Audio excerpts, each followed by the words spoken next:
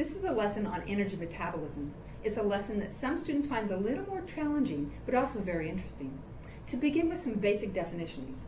Metabolism. Metabolism is the sum total of all the chemical reactions in your body an organism would need to sustain life. Energy metabolism, then, is that process, those chemical processes, to extract energy from food and to use that in the body. If you think about energy broadly, then we'll think about food energy. So when you think about energy, you might think about solar energy or wind energy, and heat even is a type of energy. And then you have chemical energy.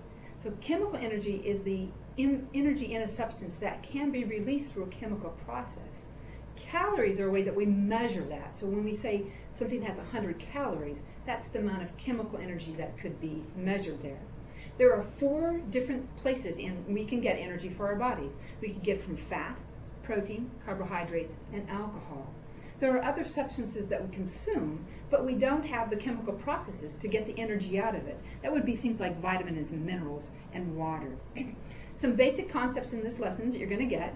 One is that the energy in these foods are in their carbon-hydrogen bonds. The more carbon-hydrogen bonds, like fat, the more energy that it has. All of these processes, to get the energy out of them, have 3 basic steps. The first step is to convert this, after you've digested and absorbed them, to Acetyl COA, a 2-carbon molecule. The next step is you bring that Acetyl COA into the TCA cycle, and then finally bring those products to the electron transport system.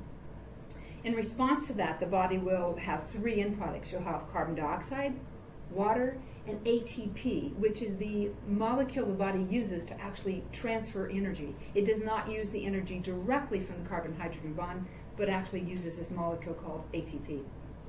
And then finally we'll look at the economy of feasting, what happens when you eat a lot in that process, and then finally what happens when you fast. How can you live, and how long can you live without eating?